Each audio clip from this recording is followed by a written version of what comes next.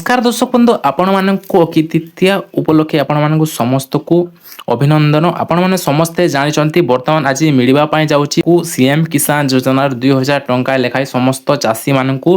तो वर्तमान आपण मानक वर्तमान जो कोनोसी भी असुविधा रहिछि आपण पूर्वर ठीक करचंती निश्चित भाव आपण को 9टा सुद्धा आपण को सीएम किसान योजना 2000 टंका लेखाई प्रत्येक चाषी मानकू मिलिबो जहा अनुष्ठित करा जायछि। चलंतु मु वर्तमान आपण मानकू कंप्लीट भाव में कहूछि। कहुचे राज्य स्तरीय कृषक दिवस एवं सीएम किसान सहायता राशि हस्तांतर वर्तमान 9:30 सुधा आपण को एक अनुष्ठान 20 एप्रिल 2024 सकाल 9टा घटिकार केंद्रीय गवेषणा मध्याह्न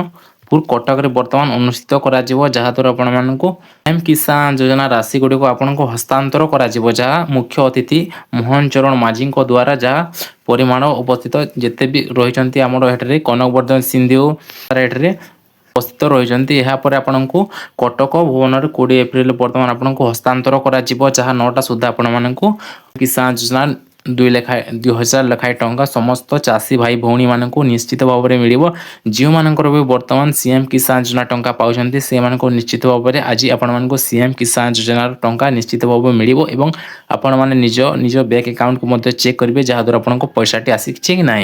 जिते बेले भी सीएम किसान योजना पैसाटी आसो निश्चित भाव आप चेक करेंगे निजर बैंक अकाउंट को वर्तमान किसी लोकंर वर्तमान पेमेंट आसवा वर्तमान डेरी हो पारे निश्चित रुहतु आपण वर्तमान पेमेंट आसो किंतु आपण सब डॉक्यूमेंट गुड़िक ठीक थी आपण सठिक